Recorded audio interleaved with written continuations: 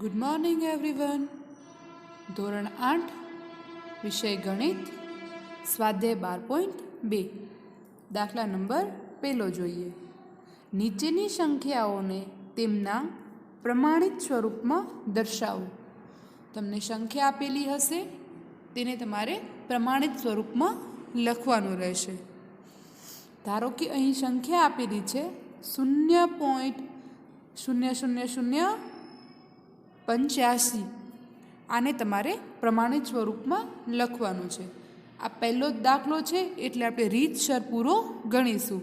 ત્યારબાદ હું તમને સમજાવીશ કે પોઈન્ટથી જમણી તરફ ખસકીએ તો 10ને કેવી રીતે ઘાત લગાવાય, અને પોઈન્ટથી ડાબી તરફ ખસકીએ ત્યારે 10ની કેવી રીતે ઘાત લગાવાય. પહેલો દાખલો આપણે રીત પ્રમાણે શીખીએ. સૌથી પહેલાં તમને જે રકમ આપેલી હોય તેમાં તમને જે શૂન્ય સિવાયની સંખ્યા દેખાય તે લખવાની. અહીં શૂન્ય સિવાયની સંખ્યા કઈ દેખાઈ રહી છે? 85. તો 85. ત્યારબાદ તેના છેદમાં પોઈન્ટ તમે કેટલો ખસકાવ્યો તેટલા એક પછી શૂન્ય લગાવવાના રહેશે. શું કરવાનું? સૌપ્રથમ શૂન્ય સિવાયની દેખાતી સંખ્યા લખવાની, છેદમાં એક પછી તેટલા શૂન્ય લગાવવાના જેટલો તમને શૂન્યને ખસકાવો. શૂન્યને આપણે કેટલો ખસકાવીએ તો તે 85 પછી પહોંચે. અહીં આપણે 85 લખ્યું છે ને મિત્રો, તો 85 ઉપર ક્યારે પહોંચ્યો? જ્યારે મેં પોઈન્ટને 1 2 3 4 5 6 7 8 9 10 11 12 અને 13 સ્થાન ખસકાવ્યો ત્યારે. તો એક પછી 13 શૂન્ય લખવાના રહેશે. 1 2 3 4 5 6 7 8 9 10 11 12 અને 13. આ રીતે 13 શૂન્ય લગાવવાના રહેશે. આપણે શું કર્યું? 85 છેદમાં 10ની કેટલી ઘાત લખી? એક પછી 13 શૂન્ય એટલે 10ની 13 ઘાત લખી. હવે 85ને પણ તમે હજી નાનું સ્વરૂપ આપી શકો. 85ને હું 8.5 આમ લખી શકું ને? એનો મતલબ મેં એક પોઈન્ટ અહીં ખસકાવ્યો. એટલે શું કર્યું? મેં ગુણ્યા 10. 8.5 ગુણ્યા 10 એટલે થશે 85. છેદમાં જે ઘાત છે તેમના તેમ. હવે પ્રમાણિત સ્વરૂપ આપવા માટે આપણે આ ઘાતને ઉપર લઈ જવી પડે. તો શું થશે? 8.5 ગુણ્યા 10 અને ગુણ્યા 10ની 13 ઘાત. છેદમાંથી ક્યાં જશે? અંશમાં. છેદમાં છે તો તે વત્તા છે, અંશમાં જશે તો ઓછા. તો 10ની ઓછા 13 ઘાત. હવે આધાર સરખો 10 અને 10, તો ઘાતનો શું થાય? સરવાળો. આની 1 ઘાત અને આની ઓછા 13 ઘાત. ઓછા 13 વત્તા 1 તો આવશે 8.5 ગુણ્યા 10ની ઓછા 12 ઘાત. તો આ થયું તેનું પ્રમાણિત સ્વરૂપ. નેક્સ્ટ એક્ઝામ્પલ જોઈએ. ત્યારબાદ નેક્સ્ટ એક્ઝામ્પલ છે 602. ત્યારબાદ આટલા બધા શૂન્ય. એનો મતલબ 602 ત્યારબાદ આટલા બધા શૂન્ય. આપણે અગાઉના દાખલામાં જેમ કહ્યું કે શૂન્ય સિવાયની દેખાતી રકમ પહેલાં લખી દેવાની. તો અહીં શૂન્ય સિવાય દેખાતી રકમ શું છે? તો 602. હવે ત્યારબાદ અહીં શું કર્યું હતું આપણે કે નીચે ત્યારબાદ પોઈન્ટ પછીના જેટલા શૂન્ય હતા તેટલા છેદમાં એક પછી શૂન્ય લગાવ્યા. શું અહીં છેદમાં જ શૂન્ય લાગશે? ના, કારણ કે અહીં રકમ હતી 0.000. અહીં તો પોઈન્ટ ક્યાંય દેખાતો નથી. જ્યારે તમે પોઈન્ટને જમણી તરફ સ્થાન ખસકાવો ત્યારે તમારો છેદમાં એક પછી શૂન્ય લાગશે. પરંતુ અહીં ક્યાંય શૂન્ય દેખાતો નથી, એનો મતલબ શૂન્ય બધાના પાછળ હશે. જ્યારે હું એમ લખું કે 0.1 તો તમને પોઈન્ટ દેખાઈ રહ્યો છે, પરંતુ હું એમ લખું કે 1 તો આનામાં પણ પોઈન્ટ તો હોય જ છે મિત્રો, પણ 1ના બાદ હોય છે. એનો મતલબ 1.0. આ બંનેમાં તફાવત જોઈ શકો છો. આમાં હું સ્થાન ખસકાવીશ જમણી તરફ અને આનામાં ખસકાવીશ ડાબી તરફ. જમણી તરફ ખસકે ત્યારે છેદમાં અને ડાબી તરફ ખસકાવો ત્યારે ગુણાકારમાં. હવે પોઈન્ટ કેટલા સ્થાન ખસકાવો છો તો ગણતરી કરવાની. પોઈન્ટ અહીં છે સૌથી છેલ્લે. આપણે કેટલો ખસકાવીએ છીએ? 1 2 3 4 5 6 7 8 9 10 11 12 અને 13. 602 સુધી પહોંચવા માટે મેં 13 વખત ખસકાવ્યો. હવે અહીં તમે જોયું ત્યારે ખસકાવ્યો તો પણ 13 સ્થાન હતા, અહીં પણ 13. હવે 602 આને પણ હજુ હું નાની રકમ બનાવી શકું. 6.02 પોઈન્ટને કેટલા સ્થાન ખસકાવ્યો? 1 અને 2 તો 10^2 ગુણ્યા 10^13. આધાર સરખો, ઘાતનો શું થાય? સરવાળો. તો 6.02 ગુણ્યા 10^15. હવે મિત્રો આ થયો રીતસરનો દાખલો. તમે થોડી પ્રેક્ટિસ કરશો તો તમને જલ્દીથી ઝડપથી 1 માર્ક્સનો દાખલો કઈ રીતે ગણી શકાય.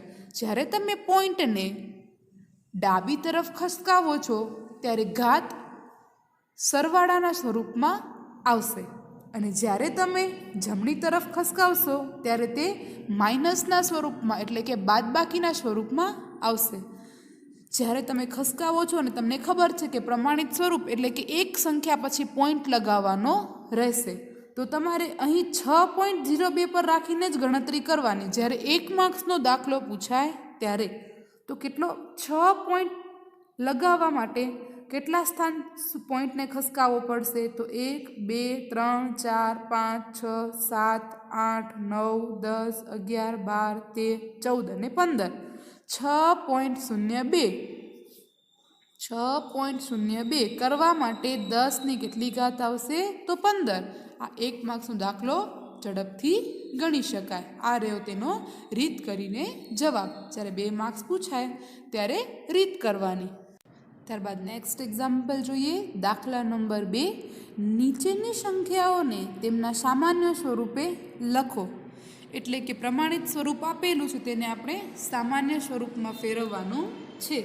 એટલે ઘાતના સ્વરૂપમાં આપેલું હોય ને મિત્રો આપણે તેને શૂન્યના સ્વરૂપમાં લાવવાનું છે.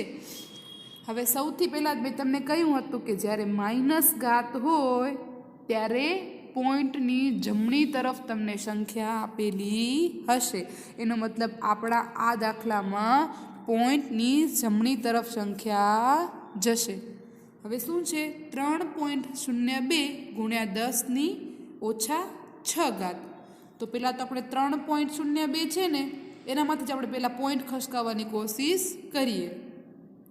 3.02 ને આપણે લખીએ 302. પોઈન્ટ કેટલો ખસકાવ્યો? જમણી તરફ ખસકાવીએ ત્યારે માઇનસમાં ઘાત જશે. 1 2 વખત ખસકાવ્યો પણ જમણી તરફ એટલે -2 અને -6 તો આપણી પાસે હતા જ. એનો મતલબ 302 ગુણ્યા આધાર સરખો, ઘાતનો સરવાળો. 6 અને 2 8 પણ કેવા આવશે? -8. 302 ગુણ્યા 10^8 આનો મતલબ એમ થાય કે પોઈન્ટ પછી 8 સંખ્યા છે. કેટલી સંખ્યા છે? 0 પોઈન્ટ પછી 8 સંખ્યા છે. તો 1 2 3 4 5. 5 જ શા માટે? કારણ કે આપણી પાસે અહીં 3 સંખ્યા તો છે જ, 6 7 અને 8. તો આ રીતે થયો 0 પોઈન્ટ પછી 5 શૂન્ય અને 302.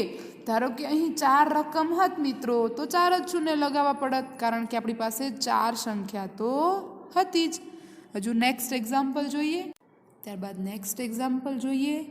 4.5 ગુણ્યા 10^4. પ્રમાણિત સ્વરૂપ લખવા માટે સૌથી પહેલાં તો પહેલી સંખ્યામાંથી જ પોઈન્ટ ખસકાવી દઈએ. 4.5ને લખીએ 45.